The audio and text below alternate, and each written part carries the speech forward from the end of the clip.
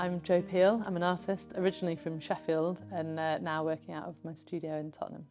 I'm best known for my cityscapes, large-scale murals and work on urban gentrification.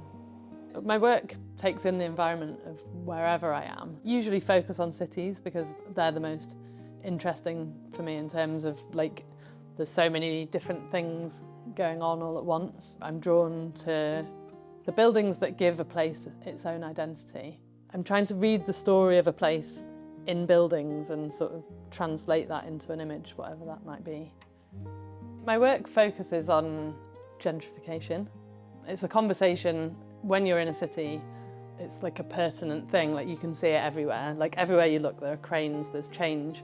Being from Sheffield in the north, there was this sort of like northernness, which was being changed into something else while I was there. And then when I moved into the East End of London, I saw the same sort of conversation happening between the city and what it used to be, especially because of the industrial roots of the area. So there's something about a post-industrial city and what that means, but also what it means to call a place your home. When somewhere changes, what does it mean to the people that were there, and what does it mean to the people who are there, and what does it mean to the people who will be there? And as I'm looking at a cityscape, I'm seeing all these elements. There's these old factories, there's new flats that I can see just outside the window, just rising up in the skyline, and there's just this relentless change and progress happening in cities. And I guess my work is looking for the human story within that. At what point does it feel like home, and what point do you feel like you've been displaced by what's happening around you? It's a strange feeling when I see a view that I want to paint, because I'm just drawn to it and I don't really know why. And then when I look at it, I can sort of read it backwards, trying to decipher the work again. And it's with the Anchor and Hope, there was just something about it, the way it's sort of nestled on the canal, and then these 60s tower blocks sort of raising behind it. It just feels like a little bit of old London, somewhere that's sort of clinging on to how things used to be, and there is community there. One of the things that I love drawing or painting is greasy spoon cafés, or old pubs, and they're these places that people love, but you're like, do you go there? Do you support these places? And how much do you value them? And how much do you value the idea of them?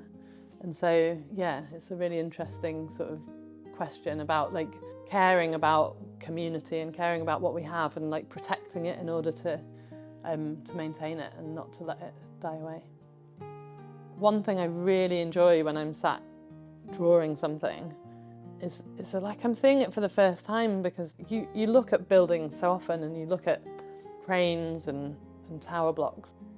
But it's only when you come down to line work and really looking at something in this real detailed way that you notice the idiosyncrasies and the sort of details of a place. You're getting to know something in this way that you don't normally see it. So when I'm drawing buildings, I'm very much looking for the personality of the building, which is why I leave people out of the scene, because there's a scene happening and there's people, and as soon as you put people in, your eye is drawn to those people. There's what are they wearing? That will put them in a space in time of, are they old, are they young? All of these questions, whereas if you look at the building without the people, there's new signs that you have to read, and those signs are within the building. I think by taking time and pausing and looking at our environment with care and compassion, I want people to feel that for the place they live and to care. I think what I love about what I do is exploring. There's something about the creative process where you're never there, you're always learning. There's something around the corner, and it's what am I trying to say, and how am I going to say it, and how can I make it better? How can I make it, what if I use different colours? What if I change this about it? Where am I going? It's like a journey, and sometimes I have clear ideas and I'm I want to bring this into my work, and sometimes I've got no idea what's happening.